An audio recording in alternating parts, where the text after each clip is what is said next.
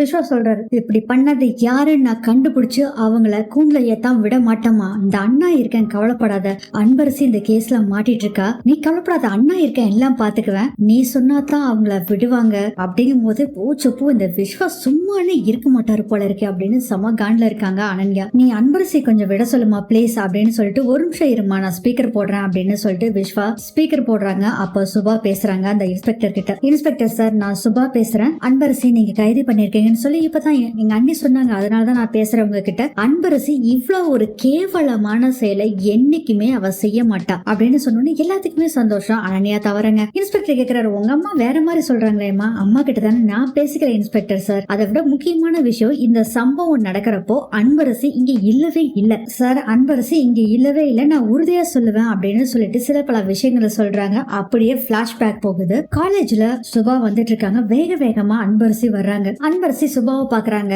சுபா கிட்ட, நல்லா இருக்கியா சுபா, தாத்தா இறந்த இதுல இருந்து அம்மா மீண்டு வந்துட்டாங்களா அப்படின்னு கேக்குறாங்க. அவங்க இன்னும் மீண்டு வரல அப்படிங்கிற மாதிரி சொல்லிட்டு இருக்காங்க. சரி அன்பரசி, நீ இப்ப எங்க போற, அவசரமா வெளியே போறேன், நான் வந்துடுறேன் அப்படின்னு சொல்லிட்டு சுபாட்ட சொல்லிட்டு அன்பரசி போறாங்க. அந்த விஷயத்த போலீஸ் கிட்ட சொல்றாங்க போன்ல சுபா. சார், இந்த கேவலமான விஷயத்த செய்யணும்னு நினைச்சவங்க, அவங்களுக்கு அன்பரசி நான் பார்த்து பேசினதும் அன்பரசி காலேஜ் விட்டு போனதும் உங்களுக்கு தெரியாது சார். சார், இது என்னோட எதிரி மட்டும் இல்ல, அன்பரசிக்கு எதிரியா இருக்கவங்களும் தான் செஞ்சிருக்கணும், முடிஞ்சா அவங்கள கண்டுபிடிங்க சார். சார், லைஃப்ல என்ன பொண்ணுகளுக்குமே இது மாதிரி பிரச்சனை வரதா செய்யும், இந்த பிரச்சனையை சமாளிச்சு வரணும் சார். அப்படி வரலைன்னா நாங்க தோத்து போனதா அர்த்தம் சார். எங்க அன்பரசி தோத்து போயிடக்கூடாது சார். காலேஜ்ல அவதான் சார் டாப்பர். தப்பு இது யாரு செஞ்சாங்களோ அவங்கள முதல்ல கண்டுபிடிங்க சார் அப்படின்னு சுபா சொன்னோடனே அன்பரசி சொல்றாங்க, சார் சுபா கிட்ட நான் கொஞ்சம் பேசலாமா அப்படிங்கிறாங்க. போனை கொடுக்குறாங்க அன்பரசி கிட்ட. அன்பரசி சொல்றாங்க, சுபா நான் இதை பண்ணல சுபா. அன்பு, உன்னை பத்தி எனக்கு தெரியாதா, நீ இதை பண்ணுவியா, எனக்கு தெரியும் அன்பு, நீ இதை பண்ணிருக்க மாட்டேன்னு. அப்புறம் போனை கட் பண்ண உடனே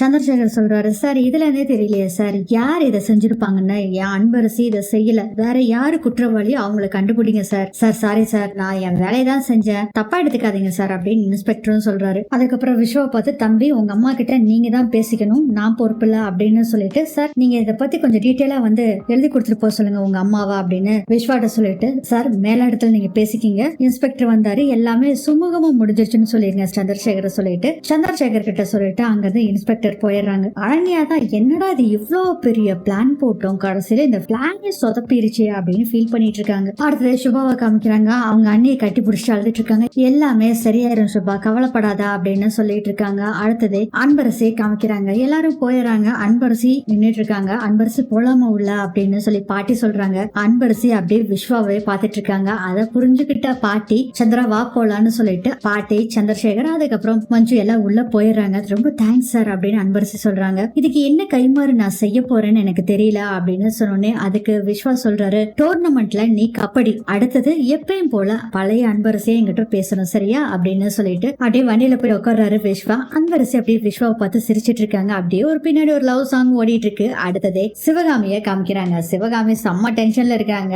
மங்க ராஜவேலை பயங்கரமா புடிச்சு திட்டிட்டு இருக்காங்க. என்னையா நீ எல்லாம் ஒரு மனுஷனா, இவனம் கூட பிடிக்க முடியல, நீ என்னத்த பெரிய ரவுடியா அது இதான்னு பேசிட்டு இருக்காங்க. ராஜவேல் சொல்றாரு, நான் மட்டும் பழைய ராஜவேலை இருந்தா அவனை ஈஸியா புடிச்சிருப்பா, ஆமா ஆமா கிழிச்சிருப்பா அப்படின்னு சொல்லும் போதே கரெக்டா அங்க ஒரு போன் கால் வருது. மா, அந்த ரவுடி பையன் தாமா கூப்பிடுறான், அந்த மிரட்டு நம்பர் அவன் தான் கூப்பிடுறான், என்னமா பண்றது, பேசு பேசு எடுத்து பேசு அப்படின்னு சொல்றாங்க. மங்கா சிவகாமி எடுத்து பேசுறாங்க. என்ன கூட ரவுடிகளை அனுப்பிச்சு விட்டியா அப்படிங்கிறாங்க. சார் சார் சார், இதை நான் போலீஸ் கிட்ட தான் கொடுக்க போறேன் அப்படின்னு சொல்றாங்க. சார் சார், இதை மட்டும் செஞ்சிடாதீங்க சார், அவ்வளவுதான் என் புருஷனுக்கு தெரிஞ்சது, அவ்வளவுதான், அதை விட என் பொண்ணுக்கு தெரிஞ்சதுதான், அவ்வளவுதான், எனக்கு கொன்னே போடுவா ப்ளீஸ் சார் அப்படின்ட்டு இருக்காங்க. நான் போலீஸ் கிட்ட இந்த வீடியோவை தரக்கூடாதுன்னா நீ நாளைக்கு 1 கோடி ரூபாய் கொண்டு வரணும் அப்படின்னு சொல்றாங்க. என்னது 1 கோடி ரூபாவா? அம்மா என்னம்மா இவன் இப்படி சொல்றான், நான் எங்கதுக்கு 1 கோடி ரூபாய் நாளை காலத்துக்கு போறது அப்படின்னு சிவகாமி சொல்றாங்க.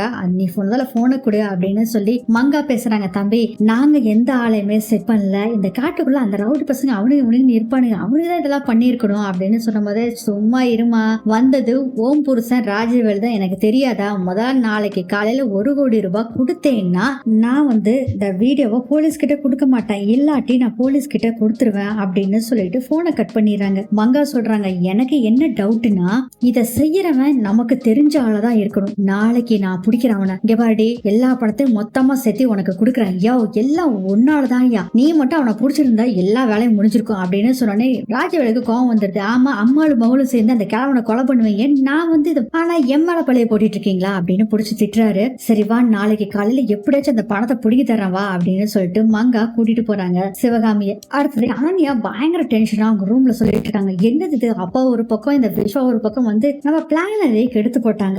அன்பரசி, இதை வச்சு உன்னை மாட்டி விழுண்டி பாரு, வேணாலும் பாரு, உன்னோட கனவான அத்லட்டிக்கும் நீ படிப்பையும் இதை வச்சு உன்னோட லைஃபவே நான் முடிவுக்கு கொண்டு வரேன் பாரு.